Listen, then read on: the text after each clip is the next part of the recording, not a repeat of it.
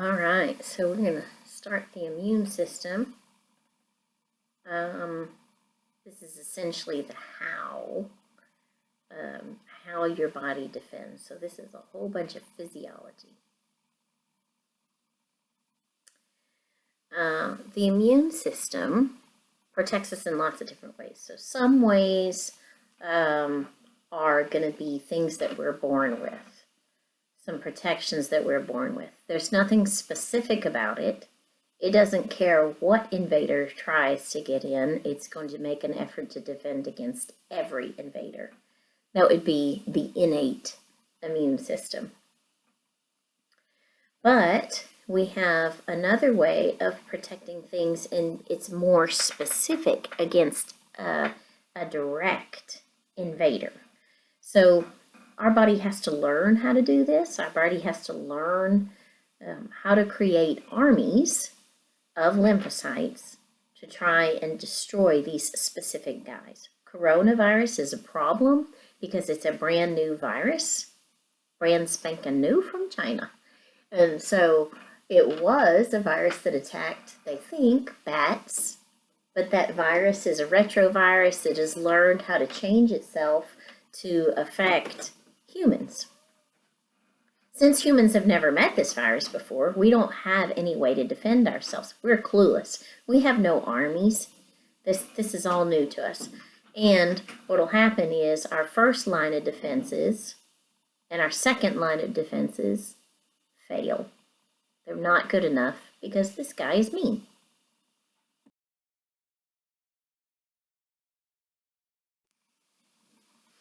So what are our, this is a very simplified, but you know what? It's cool because this is a really quick PowerPoint. We have those things that we're born with. So our primary defense is going to be our skin and our mucous membranes. We breach our skin. You get a cut in your skin, or maybe whatever, your mucous membranes. You've breached your primary defense mechanism. You move on to your secondary, your internal defense. So let's say you're working in the garden and a rose bush scratches your skin. Okay, we have Clostridium tetani everywhere, y'all. That is a mean bacteria. And, you know, could you have introduced that bacterium from a cut being outside? Sure.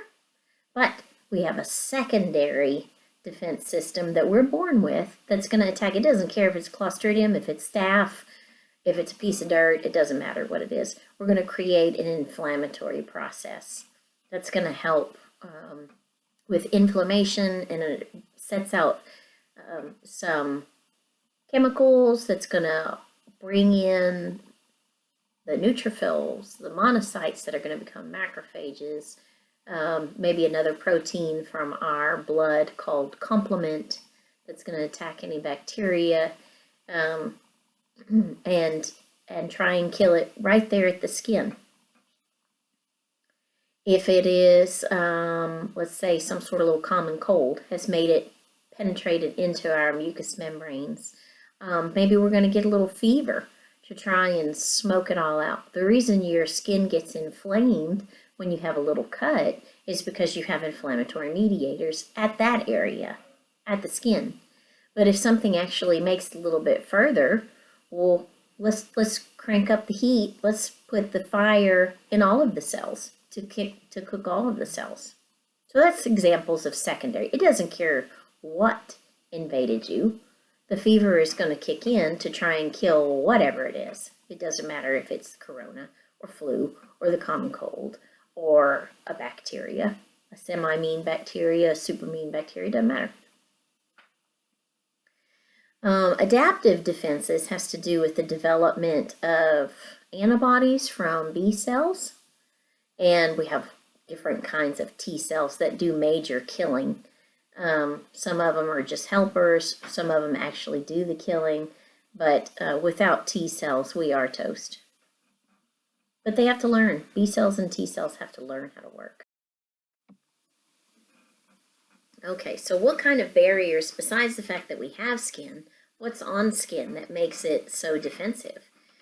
Well, a couple of things. First of all, we actually have something called an acid mantle on our skin, so our skin is slightly acidic. That acid can actually kill any bacteria that might try and go through it. It's a physical barrier, but it has other things too. It has defensins, and defensins will help, is another protein that can help kill any sort of invaders that try and come in.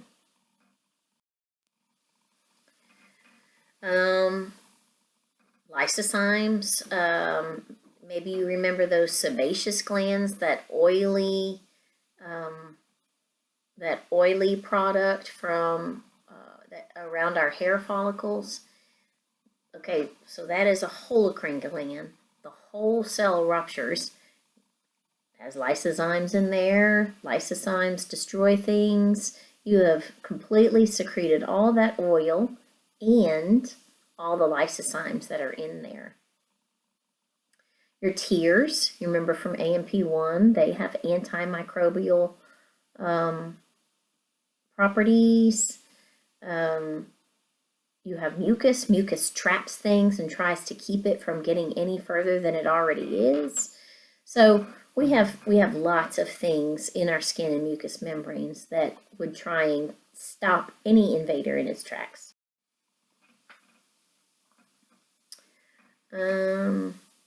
Once you break that first line of defense, we're going to move on to an internal second line of defense. So what is the second line? Well, as soon as you get a boo-boo, you're going to have some mast cells show up. You remember this? Those mast cells are going to show up. They're going to release some histamine. They're going to release a little bit of heparin. We don't want the blood to clot too fast. If you get a boo-boo, that blood comes rushing. It could physically wash out the invader. As the blood gushes out, you know, maybe your mama told you, let it bleed, let it bleed. That wasn't a wise tale. That's true.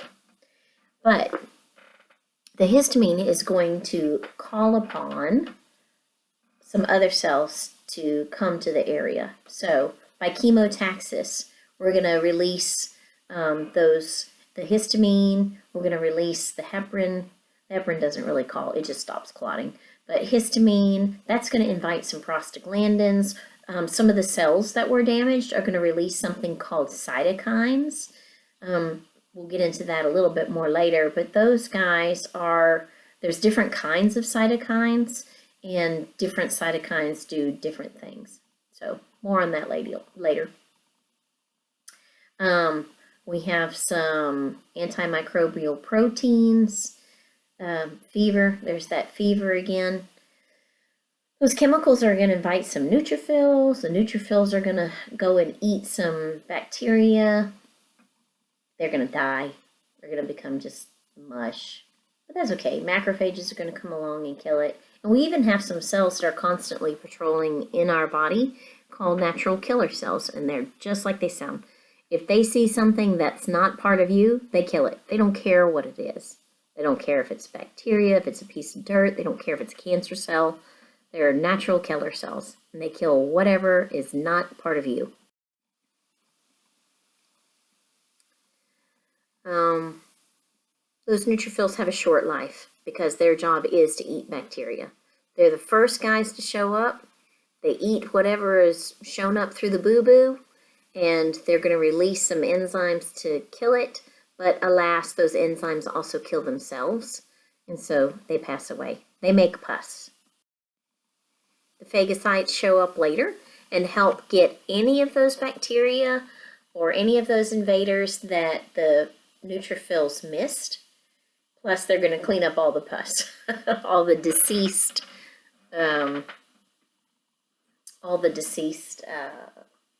neutrophils. Macrophages can come in different ways. So the ones that I'm talking about when you get a boo-boo, they're the wanderers, the free macrophages. However, there are some that are just holding on to certain areas. So reticular tissue, reticular connective tissue, they'll hang on to that. There's a ton of them in the liver, right around the capillaries. in the brain, you've met the microglial cells. These are all type of macrophages that aren't really wandering. They're holding on, the microglia are holding on to the astrocytes. The stellate macrophages in the liver, they're going to be holding on to any of that reticular tissue and just watching as things pass by, just monitoring the situation. We're going to talk a little bit more about that whole poking a hole thing, opsonization, in a little bit later. Okay, this is, I have written here a macrophage. He looks a little bit more dendritic to me, but the dendritic cells are constantly patrolling in the epithelial tissue. Macrophages are patrolling more in the connective tissues, but they basically have the same job. They're going to help destroy things, and in a nutshell, they're going to be presenting pieces of that antigen so that that antigen can be recognized next time. This is just showing phagocytosis, probably a little bit too much information than you ever needed, but here we go. We have a phagocyte. He's going to eat some sort of pathogen. He recognizes that as a problem, and he's going to package it up in a little vacuole right here. A lysosome that lives inside that cell is going to come infuse with the little phagosome now, so the vacuole full of pathogens. They're going to come fuse, and the lysosomes are going to destroy the pathogens and just spit it out. Here's these cool cells. These natural killer cells are very large granular lymphocytes. So they're a unique lymphocyte. To find one on a peripheral blood smear would be extremely weird. They're patrolling.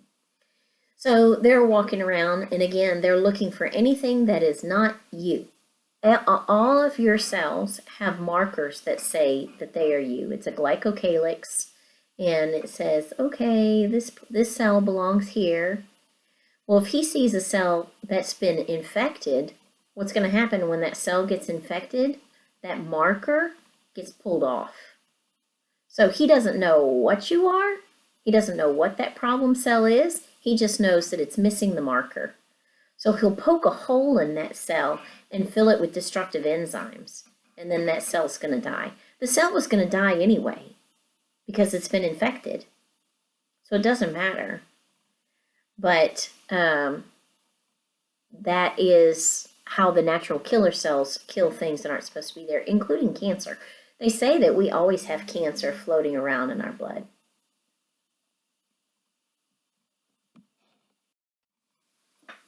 Okay, so you get a boo-boo, and you know the boo-boo is going to get puffy, pink, and warm, and it's probably going to hurt.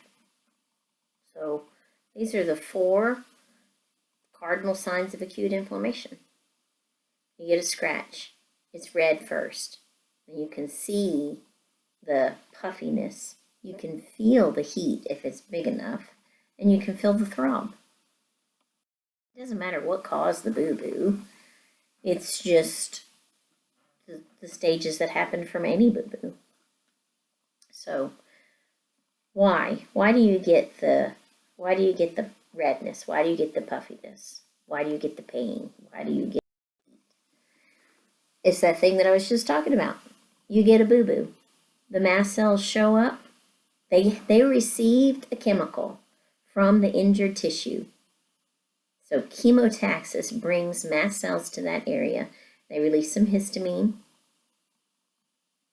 We're going to have also a chemical release of prostaglandins, cytokines, kinins, complement. All these things are going to come from the tissues that have been damaged, sending out a signal. Hey, there's a problem. Or, hey, let me help you. It just depends on what the job is. So the key here is we're going to have chemotaxis. We're going to have chemicals that cause a response. All right, well, this slide's got way too much information on it, so please don't memorize this slide. but it's just showing kind of a summary of the different kind of responses that we can get.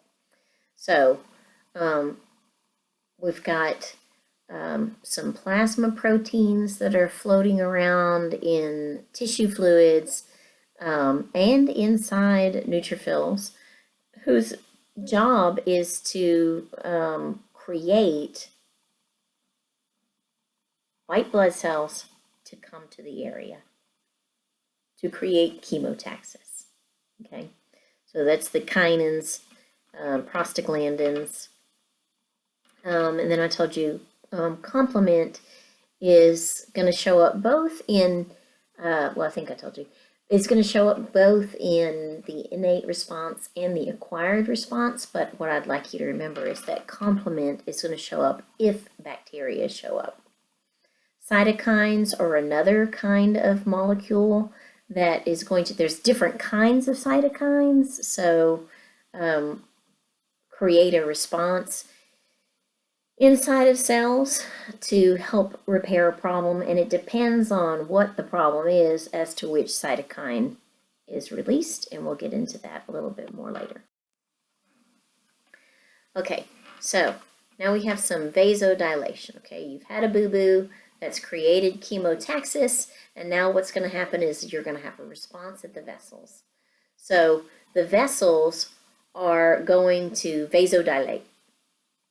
And when those vessels vasodilate, that means that we are, because of those chemicals that have been released, we're getting a temporary break. It's not permanent, but we're getting a temporary break in those tight junctions, desmosomes, to help separate those cells. So what usually would stay inside the vessels can come out. So, you know, usually our formed elements stay in the vessels, but now I need some help. So let's recruit some neutrophils, let's recruit some monocytes to become macrophages. We've got some complement in the blood. If there's bacteria, those guys are going to show up. But also, because we've created a gap in those vessels, fluid is going to leave too. So there's the swelling. It's going to be edema. Now, that swelling, the fluid, the plasma that's left the vessels, is going to push on any of those little free nerve endings that are floating around. And if you've ever felt any nerve pain, it's pretty uncomfortable. It's you know, it's very tender. So even the tiniest little cut, like a cat scratch, is quite a bit of inflammation. And there's the pain.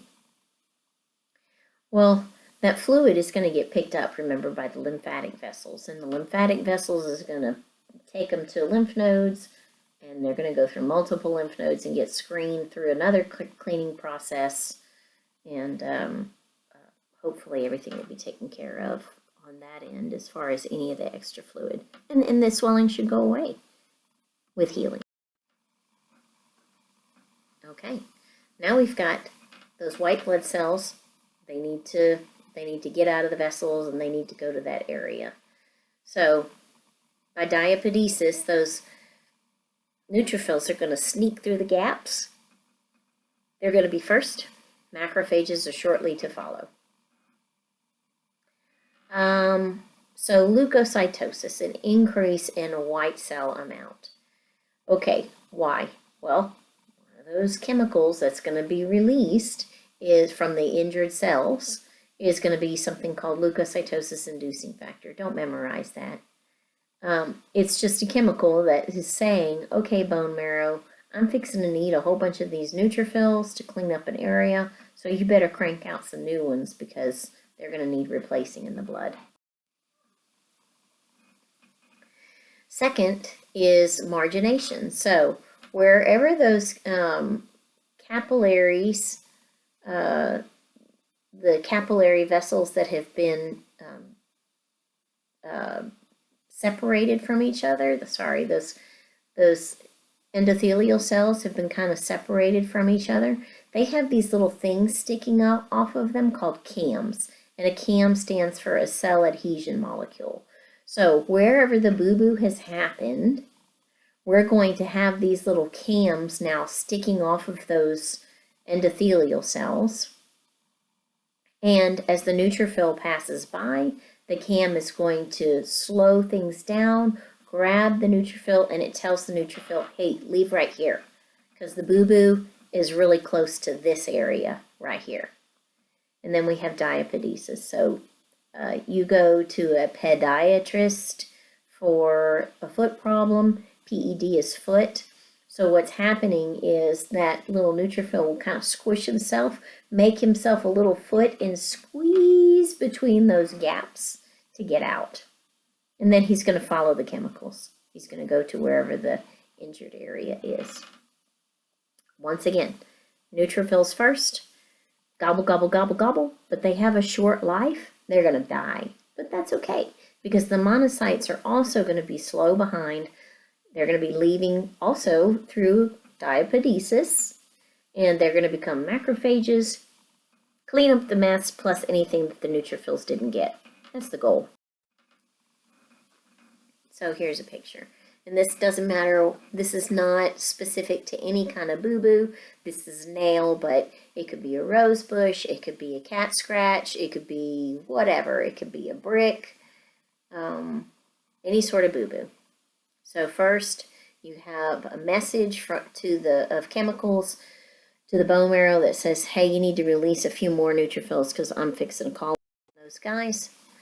Margination, so we're going to have some cams that are going to be grabbing a hold of those neutrophils and say, this is the right area. The boo-boo is close to this area right here. That's called margination. Then they're going to sneak out, make a little foot, and squeeze out between those endothelial cells. And then they're going to be drawn to the areas precisely by chemicals. Oh, lots of words. Don't memorize this. I am not going to have you write this out, but can you appreciate what we just went through that caused the heat, that caused the redness, that caused the pain, that caused the swelling? Can you appreciate all those things? Can you appreciate the term leukocytosis? We had an increased number of white blood cells in the bloodstream because we had a chemical release. And the chemicals told the bone marrow, I'm fixing to use some of your guys, so you better put out some more. Can you appreciate the margination? That's where the cams are going to grab a hold of the neutrophils and say, this is it, this area right here, sneak through here, because the boo-boo is close to this. The term diapedesis, that's the white cells making a little foot and squeezing out the space, okay? What is pus? Pus is a whole bunch of junk. We've got the neutrophils, they ate some bacteria, but oh, so sad, they died, so they left behind a big old mess. And pus is all that wreckage that's left behind. An abscess is when that pus gets walled off. So depending on the size of the abscess, you might just have to surgically drain it. You might just have to poke a hole in it and clean it out.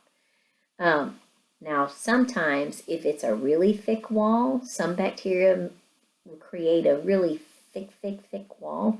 You're actually going to have to peel out that wall because some of the bacteria will sneak inside that connective tissue area that's been created, and they're just waiting. You can drain it, but they're all protected by all that connective tissue, and as soon as you close up that spot, they start multiplying again. So some abscesses are more thick and meaner than others. Some bacteria, so here we go, so like tuberculosis, that wall is so thick and it almost looks like a tumor, and it's going to be called a granuloma.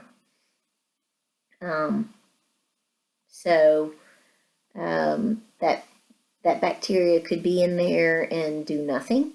It's all encapsulated, but it is possible, especially if somebody goes through something, like somebody with TB, they get stressed out, then that bacteria gets the opportunity to infect the person again. So hence tuberculosis carriers versus somebody with true disease. Okay. So here's some antimicrobial proteins that I'm going to talk about for a second. I've already mentioned complement once. I haven't mentioned the term interferons yet, but interferons are a type of protein that's made by lymphocytes or the infected cell itself, and it's going to show up whenever we have a virus. There's many different kinds of interferons. Many, many, many. So interferons, a couple of things. What they're going to do is that if you have an infected cell and he starts releasing his own interferons, he's going to tell neighboring cells, hey, watch out. There's an invader in this area. The interferon also, we're going to have activation of those guys that are always patrolling, that are always checking out. They get a sense of that interferon, and here they come. Yeah, did you call me? Did you call me? I sensed an interferon. There's a problem? Here, let me fix it. So natural killers are going to do that, poking a hole in it and destroying that cell that way. Remember, the cell's already infected. He's going to die anyway. So he's going to finish him off. The goal with the virus would be to try and finish him off before he gets a chance to invade the next cells. So this is just this is an interesting thing, especially right now with our situation that we're in with Corona. It's quite complicated, and I do want to encourage you, if you're not staying home, you need to stay home. Okay, you have to recognize that this is a big deal. The government wouldn't be telling us to stay home if it weren't really, really, really important. So we're trying to keep this virus from changing as he meets new cells and new people and becoming more and more mean. Okay, complement. Complement is circulating in the blood. He's not activated yet. Okay, he's going to be in both the innate and adaptive defenses, and this has a little bit too much information, but in a nutshell, he is going to show up whenever we have bacteria. So in the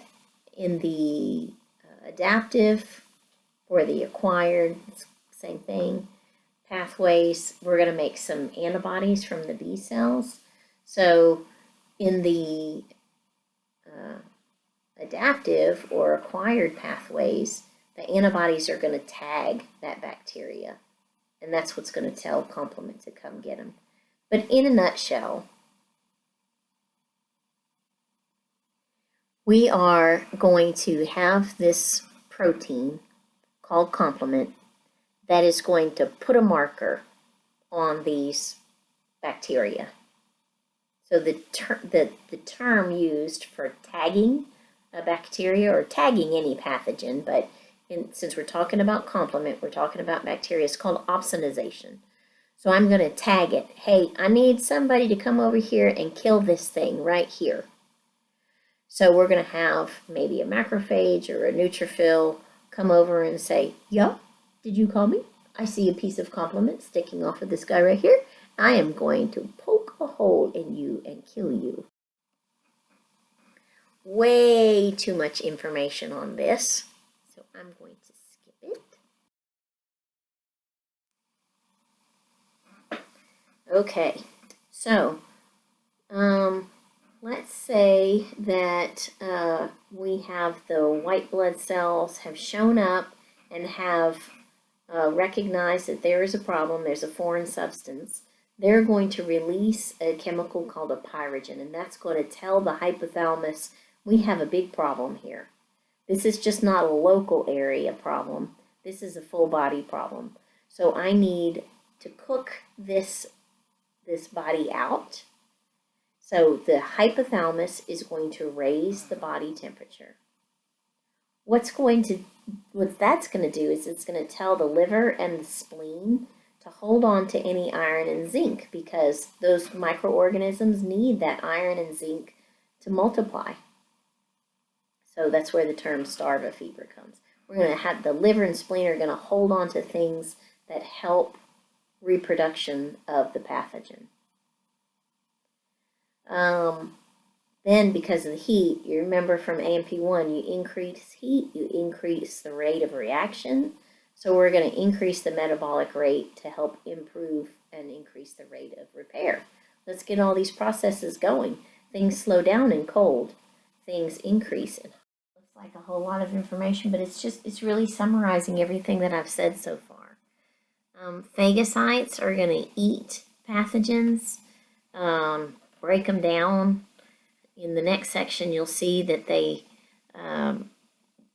going to present part of that pathogen to an immune cell. So when they're presenting, so as a phagocyte, they're innate. You're born with those. They kill anything they're supposed to kill.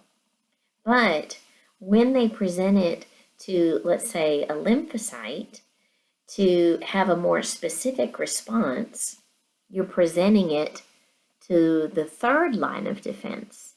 So you're presenting it to a lymphocyte who has learned how to handle that specific antigen. So phagocytes work both in the second line of defense, so innate, you're born with those guys, but he also helps the third line of defense. Natural killer cells. These guys are going to patrol constantly. They see when a cell has been invaded. So whenever, like, let's say the flu gets into your cells, what he does is he messes with your glycocalyx, the flu does. And so now that cell's dying, for one thing, because he is infected, and the natural killer cell sees that it's dying because the flu has pulled off the little marker from the glycocalyx, and we'll get into this in the adaptive section more.